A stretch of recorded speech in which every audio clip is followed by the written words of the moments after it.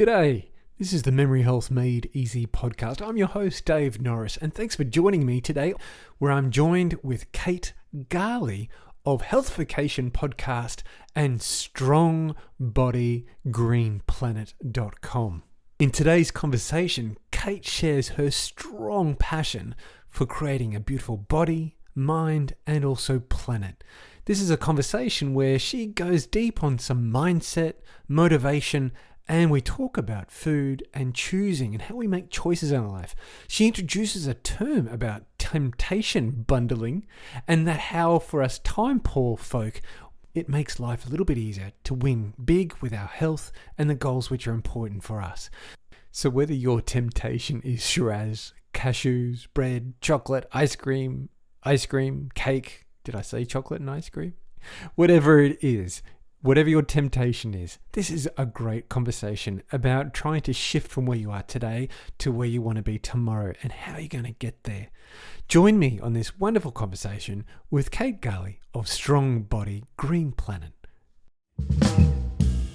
G'day, this is David Norris and this is the Memory Health Made Easy podcast brought to you by memoryhealthmadeeasy.com. Easy to remember, isn't it? Kate Galli, thank you very much for joining me today from Strong Body, Green Planet and Healthification Podcast. I am super appreciative of you turning up here today and having a conversation with me about strong bodies, beautiful minds, and being green and sustainable and thinking about what we can do about the whole life continuum and stuff around us. Thanks, Kate, for joining me. David, it's my huge pleasure. I came across your work as I was curious about people that were having conversations around sustainability, health, and putting those two together. And I landed in your world and I saw this person, this gorgeous woman who was strong, fiercely focused, committed, authentic, and making choices that fit you. And one of the big challenges that I see that folk encounter when we're starting to have scary conversations with ourselves about, am I losing my memory? Is stuff going wrong? What should I be doing about it? Is stepping up and owning our responsibility to ourselves. You quite clearly said that you've been on this journey for 25 years. So I thought, let's start there with, tell me a little bit about and open up and share with us a little bit about your journey about owning up and taking some responsibility for yourself. Gosh, where to start? I guess from the fitness angle of it. I got into fitness, it's got to be about 25 years ago now, as a way to transform both my body and also my confidence. I was a debilitatingly shy teenager, and I guess the gym specifically was a way to transform that. From there, I guess around about 15 years ago, I decided to turn my fitness passion into a career because I noticed that that was the one thing that no matter how many friends or strangers or whoever, no matter how many people asked me about exercise or nutrition, I never got sick of talking about it.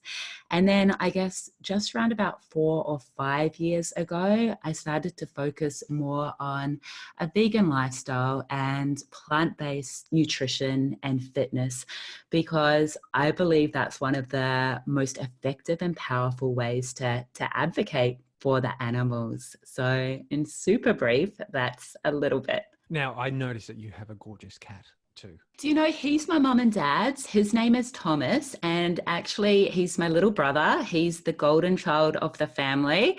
Not that there's much sibling rivalry or anything, but he lives up closer to your way in Noosa, so I get to see him several times a year. Visiting rights with that one. Yep. Kate, no journey is a straight line, and when it comes to health, when it comes to being truly dialed into ourselves about our principles, our approach to life, it's not a straight line. It's more commonly a zigzag and sometimes backwards and sometimes being bowled over, that you stop and question, gosh, can I do this?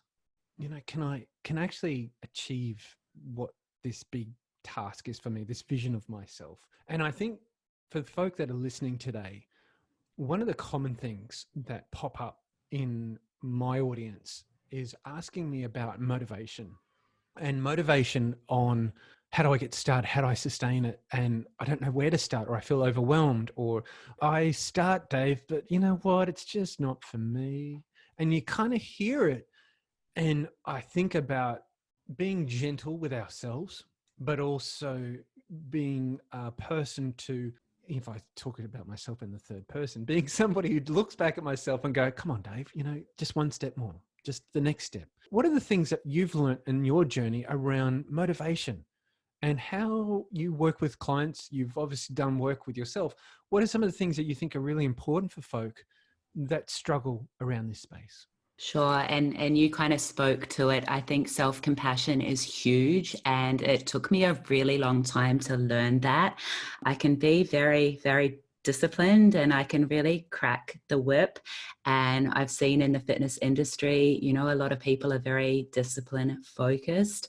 But if you kind of ease back a little bit and come from a place of working with your body, and, you know, you and your body are a team, for anything to last, it's not about discipline so much. I would say to be long-term motivated, I would start with defining obviously your goal, what you're working towards, and your huge why behind that. But even more than that, I would say it's so important to elicit or define your values and your beliefs.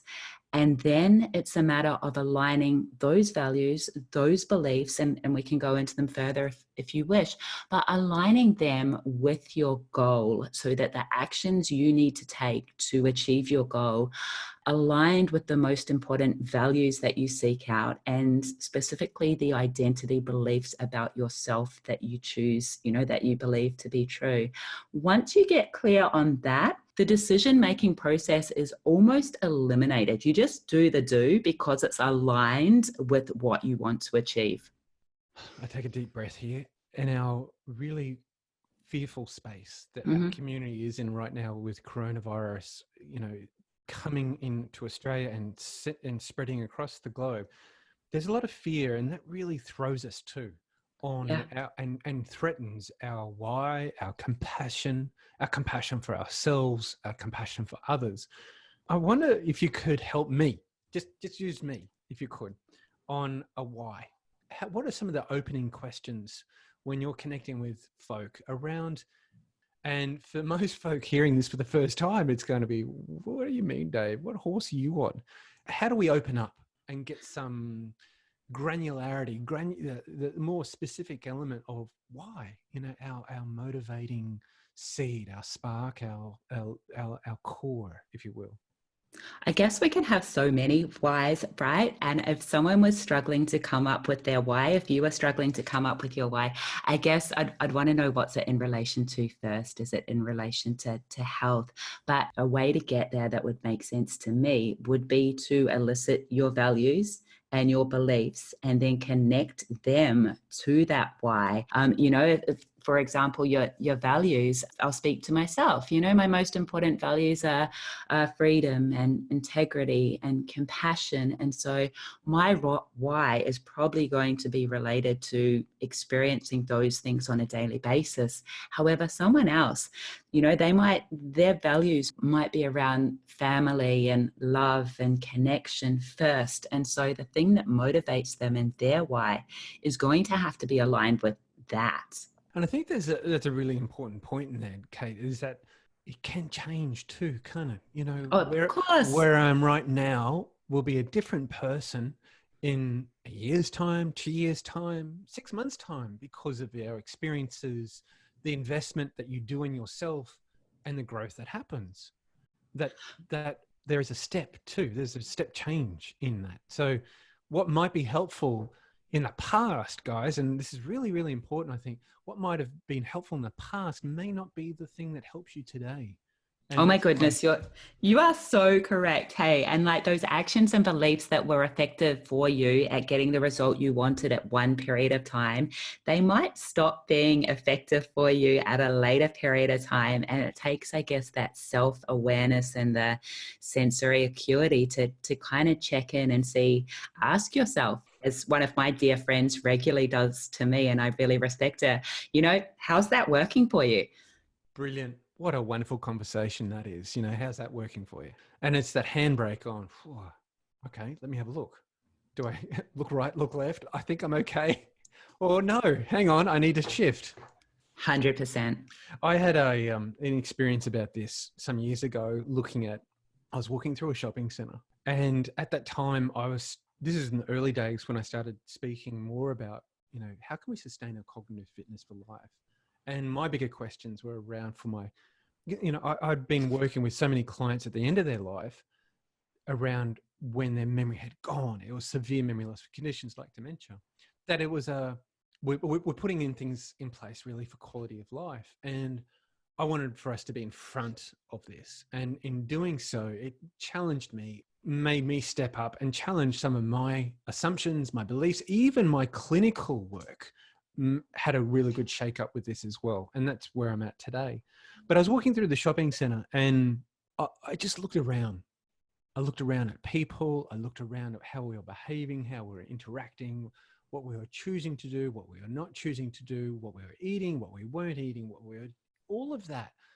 And I thought, oh my goodness, for the majority, setting ourselves for such difficult moments in life if we continue down this pathway. And that was a variety of different things. And I thought, what is driving this? What drives us? And I think it comes back to our assumptions, our beliefs, our values, our current thinking. And so I guess, today's conversation is really to ask the question, how's that working for you? How pause, guys, make a moment on taking that question and thinking about how are we traveling in life? Are we too stressed? Are we too close to that line? Are we making healthy choices about the food we eat? Are we thinking about our environment? Are we thinking about our internal motivation? Are we finding our emotional radar is one of sitting in compassion zone, or is it really in a fear zone? Mm-hmm. And I think this is such a wonderful time to be having this conversation, Kate. Thinking through some of the work that you do, healthification is a beautiful word.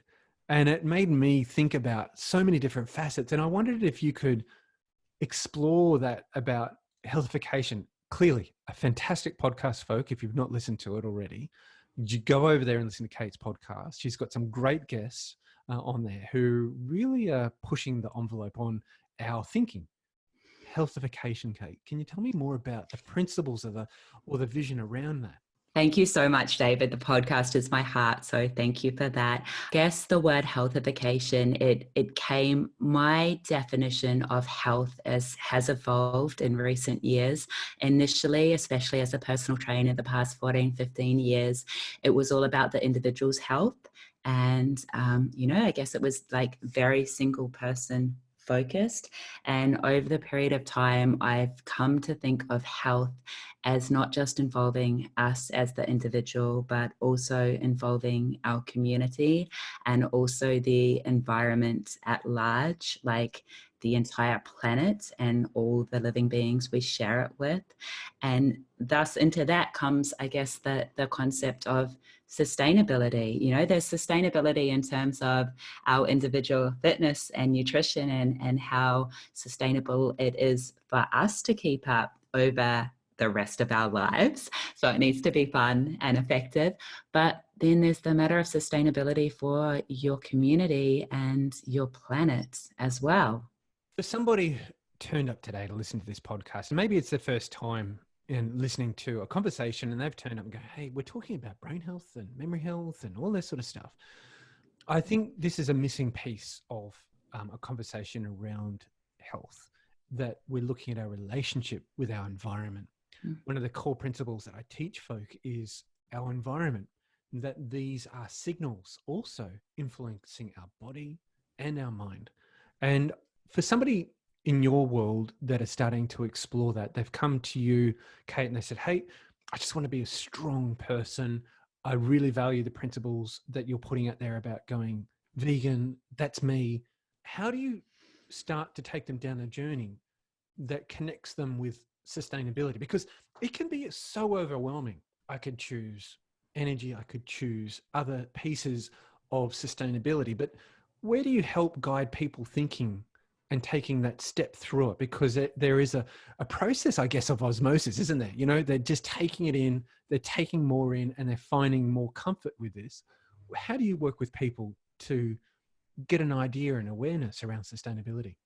I guess you start with whatever is most important to them, whatever's aligned with their big why. You know, if they're coming to me because they care about the animals, or if they're coming to me because they care about their health, and sadly, I shouldn't say sadly, but that's probably the most common, right? Someone is coming to me and they're interested in adopting a plant-based lifestyle because of the health benefits of whole food eating, however we, describe whole food eating.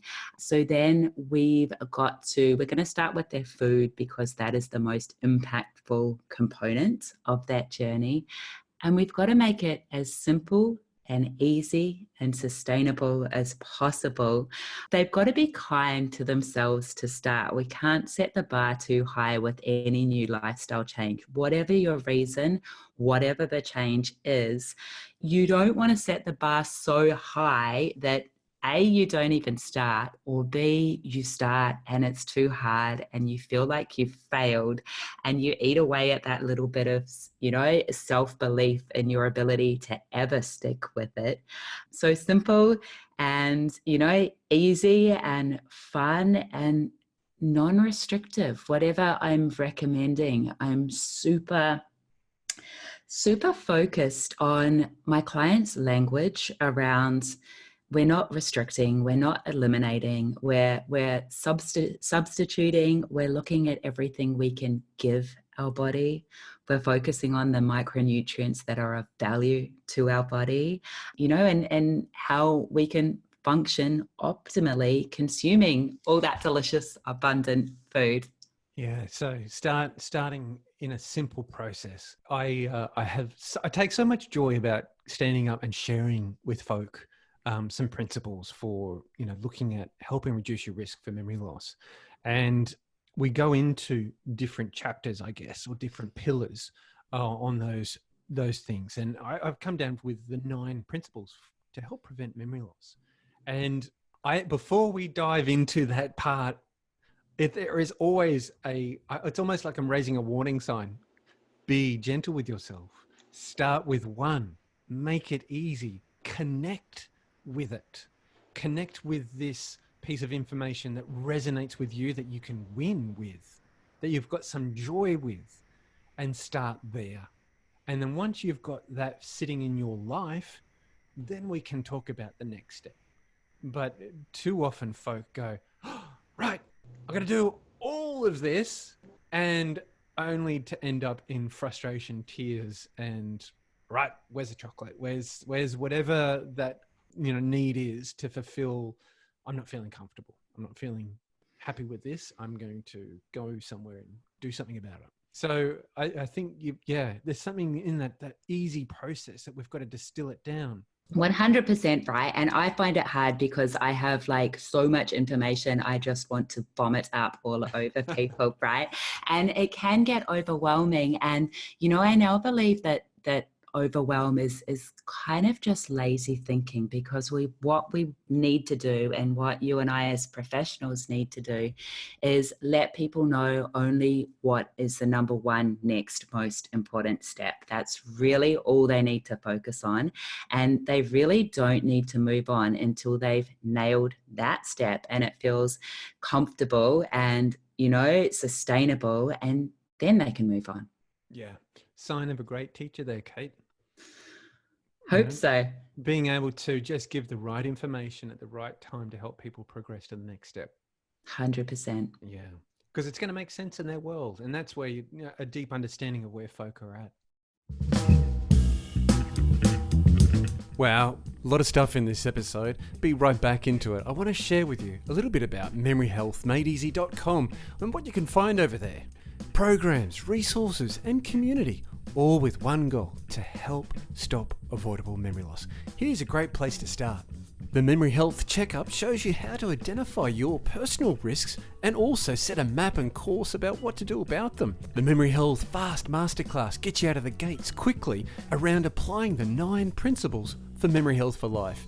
Want to work out your brain? Improve your brain performance with How to Train Your Brain. It's a 30-day brain optimizing program. And of course, we've got our flagship community, which is all about support, and you can ask me any question, where I'm your memory health coach to guide, support, and cheer you through the steps to achieve memory health. Come on over to memoryhealthmadeeasy.com/products where you can find out more. Now let's get back to today's episode. In moving forward then, let's take food, for example, because it's very common, folk will say, look, I just want to eat better. I want to start there. And as we both know, it's a real key pillar of where we're going to get some real shift in our body and mind. Choice, making decisions. How can we be better with our consciousness in making choices? And I think you've got a beautiful point around, there's an element of discipline in this as well, of developing up a strength, an inner strength. That's what discipline evokes for me, is a sense of strength about making a choice today that will actually help me achieve what I want most rather than what I want kind of today, because it'd be nice. How do you work with folk around choice and being conscious of their choices? Sure. Do you know, the thing with discipline is that I think the first step is to admit your lack of discipline. That was huge for me.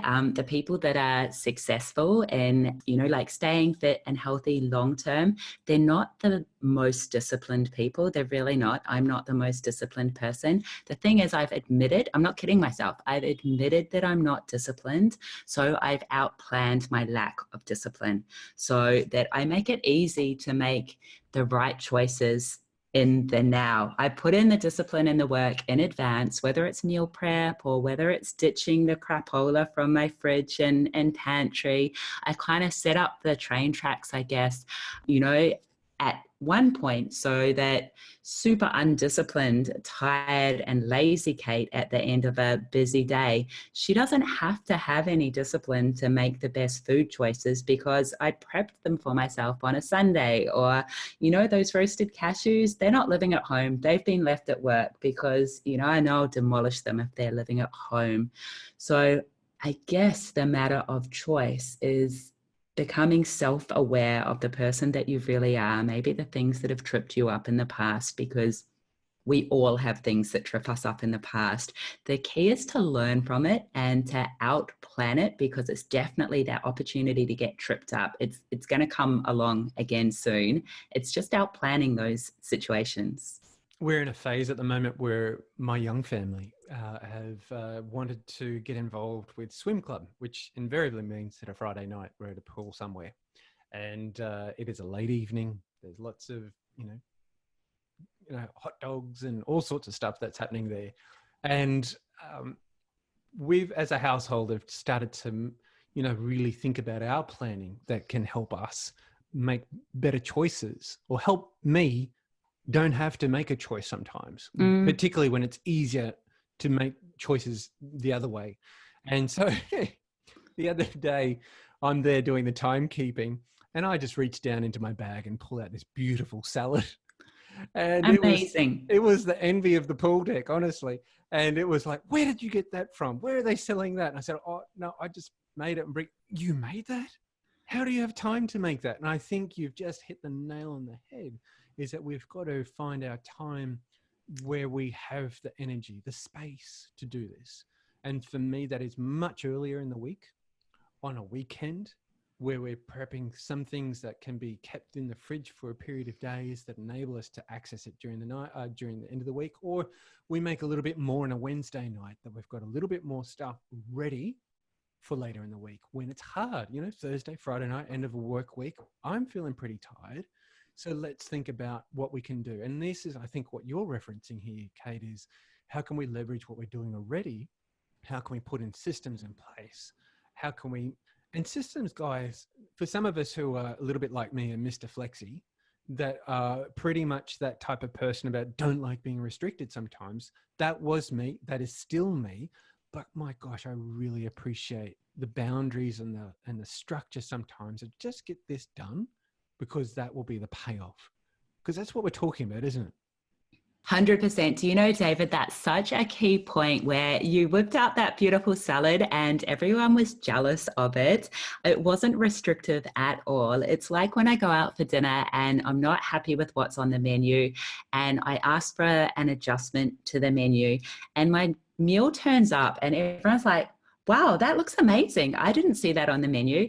And, you know, we have the choice. We can ask for what we want. The way that we feed our body is 100% our choice and also our responsibility. And it's not a bad thing to, you know, it's not selfish to put the time aside on the weekend to meal prep. And it's not selfish to politely ask when you're out for an adjustment to the menu. For folk listening to this, I've launched a Facebook tribe called Memory Health Warriors.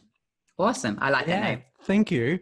Memory Health Warriors is about turning up for ourselves, for our family, and for our community. So we have abundant energy and we can play life fiercely, because in the absence of memory health, it doesn't work out that way. And part of being a warrior is to have choices and responsibility and acting for self and cultivating self as a deep form of self-respect and compassion. And I think around these simple things are just so key to helping us cut down our risks for memory loss, because it is a compounding game. If we have more of these risks in our life, they add up. And it's not just 1 + 1 risk. It's 1 + 1 = 5, or a factor of 5.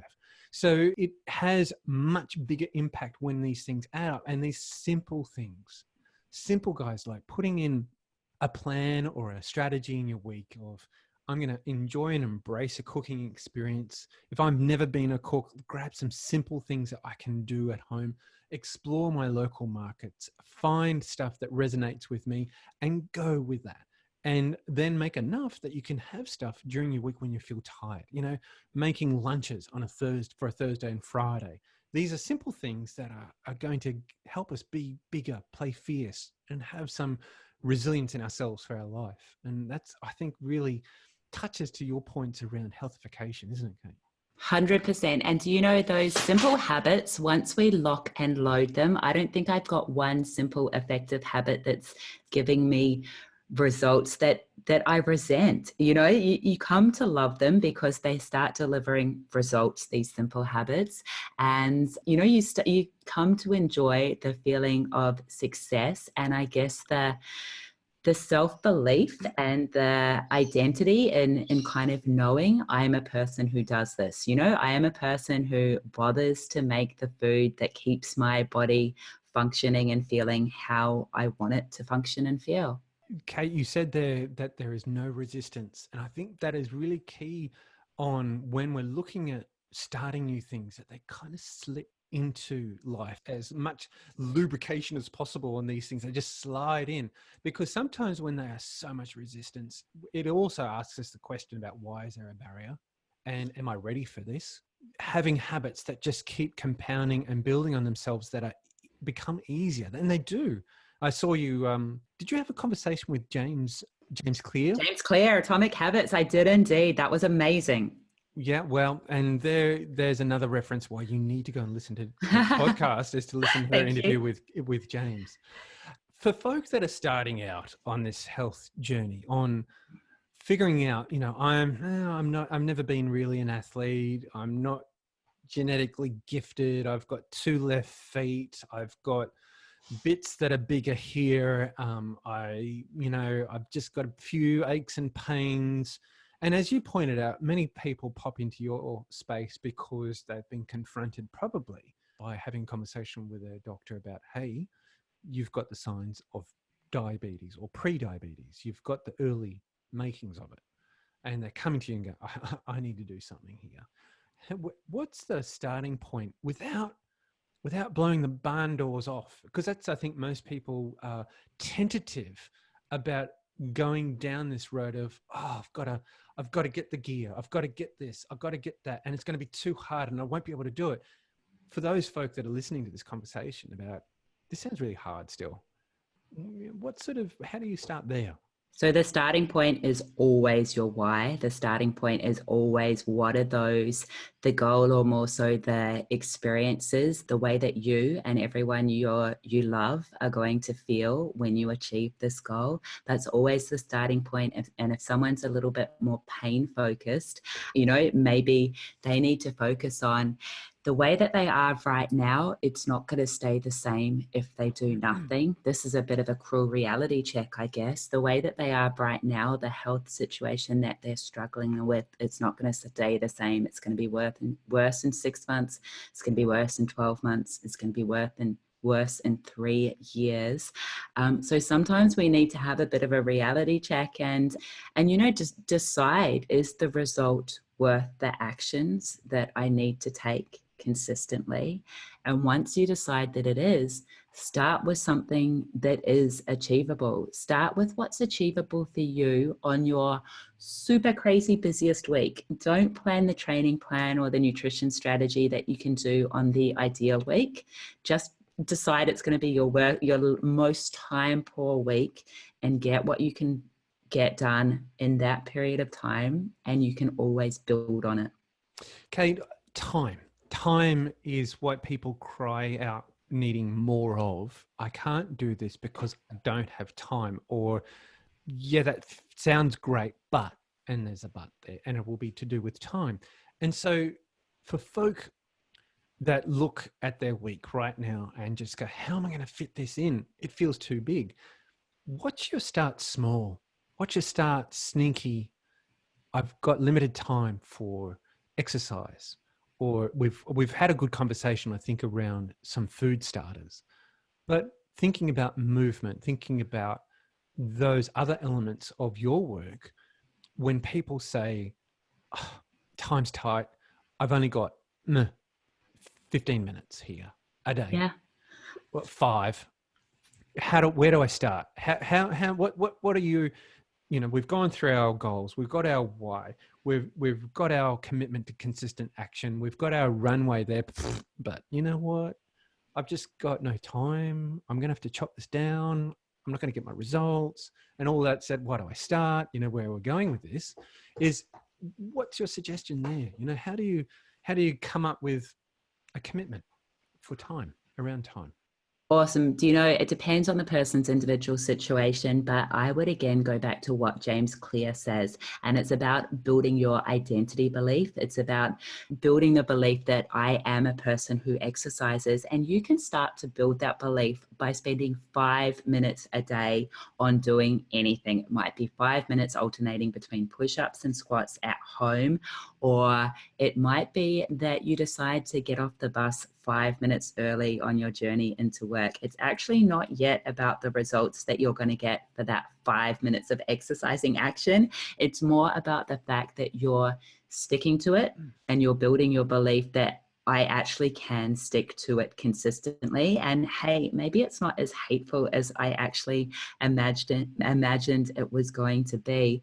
And if it is a little bit hateful, those 5 minutes of push-ups or squats or whatever they are, I really recommend temptation bundling, which is a term coined by Catherine Milkman.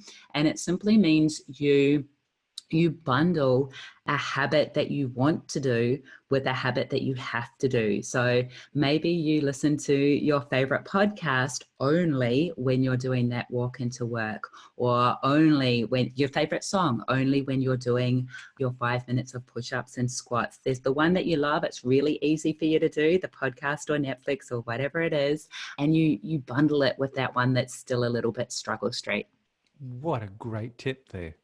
I had a conversation some years ago with a guy called Tom Rath, and Tom's just prolific in his authorship. He wrote a book, Strength Finder, Wellbeing, some others. And I had a conversation with him, and he was so gracious in time in this conversation, but I could hear this do-do, do-do, do-do, do-do in the background. I'm going, what is going on in this conversation? And Tom said, every time I'm on the phone, I'm on my treadmill. And I thought, what a great tool, great strategy. And folk, that could be an easy one at work. You know, if you're listening to this or you're at work on a phone, standing up, moving a little bit more.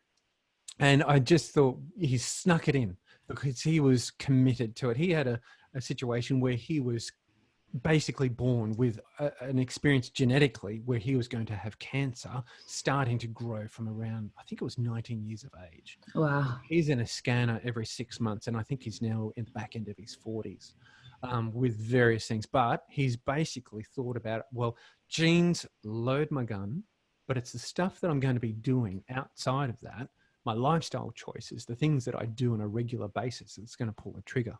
And for that, he's now, being consistent, fantastic, open, generous person. And that just really reminded me of him about, the heart thing with the little bit of, it's going to be great, but it's a bit uncomfortable right now. And it'll be probably something that'll turn into you that you love anyway. 100%. You'll get to the point where it becomes precious me time and exercise, that is, and you become aware and grateful for the fact that you can do it. And your language and the way you frame or reframe exercise is so very important. If you say, I have to do these push-ups versus I get to do these push-ups, it's a huge difference in how fun and likely it is that you're going to do the push-ups. Fantastic, Kate. Kate, I've thoroughly enjoyed our conversation here today. I've got out of here that we really need to start with our big why. Our big why is our fundamental core pillar. And yes, it's going to change. It may evolve into over time to support your goals. And that's going to come out of your values and beliefs. And if you haven't done that work before, and that's really confronting, I think we've got a podcast, and I'll put the episode a little bit earlier on when we've covered this topic in a little bit more detail too. We then think about consistent compounding action, starting with one thing that's going to win, something that resonates with you, something that is going to, I guess, fit within life. And you gave us a great tip around how our habits, the things that we're doing on a regular basis, and the things that we love, and the thing that we want to create newly, we can mash that together. And you called that, a temptation builder. I love that. What a great word. Yeah. And then obviously we've got to have it achievable. We've got to have something that really resonates and is doable. And I think reward comes there too, doesn't it? Oh, 100%. Like, it builds your belief in you, right? You start to learn that you're a person who comes through for you. And I guess alternatively, when you can't stick with something because you haven't done the work, on your values and beliefs, or you start with the bar too high, or you're not in a community of supportive people, when you keep failing at an attempt to build a habit, it eats away at your belief in your ability to be able to make it stick. Kate, how can folk stay in touch or pursue or dig around and be curious about your work? How can they find out more about you? Thanks, David. My main site is strongbodygreenplanet.com, and I'm Strong Body Green Planet across most of the socials. I have a love-hate relationship with social media, like a lot of people. What I always love is the podcast. You've mentioned it a lot. It's Healthification, and I kind of alternate between conversations, longer form chats with amazing, inspiring people, and shorter, more actionable shows, which are about the eating and the exercising and the mindset to create a fit, strong, healthy body. Awesome, Kate. And I'll make sure that those links are in the show notes, folks. So come on over to memoryhealthmadeeasy.com, have a look for Kate's podcast. And in that show notes, you'll find all the beautiful resources that we've spoken about, how you can find out more about Kate. And we've also mentioned a few other folk, James Clear, and I've got also Catherine as well, somebody to follow up with and put their links there. So if you want to look at their work as well. Kate, I want to thank you very much for this conversation today around how we can create a better body, a better mind, making some choices, looking at some tools to uncover, reveal our big motivating desires, our whys, and then thinking about some simple things to help create habits. I think the more that we have these conversations and put different language around this, we're going to help connect with folk to hear it. Maybe this is the conversation. Maybe this is the conversation today to help go, I got it. I could just do this. Because time is a big one. Fear, overwhelm is a big one. These are all the barriers that are in front of us. And maybe today's conversation has just been the right ingredient for you to step up into your life, to reclaim your health so that you can move forward in life with confidence. Kate, thank you very much for joining me.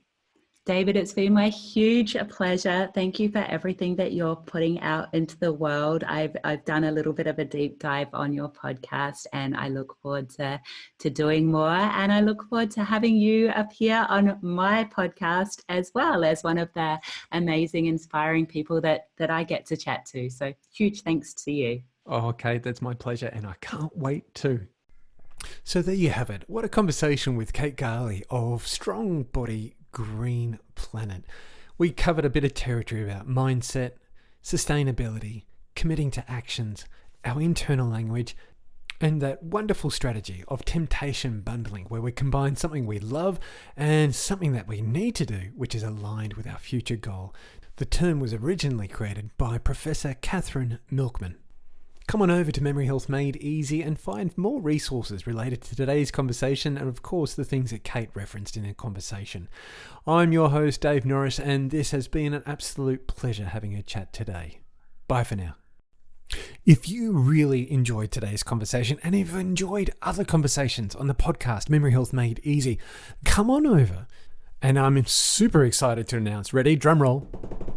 That's right, I've got a Facebook group, Memory Health Warriors. A Memory Health Warrior is somebody who wants to turn up for themselves, their family, and their community, to have abundant energy and to play life fiercely so that we can have a beautiful brain for life, for memory health for life.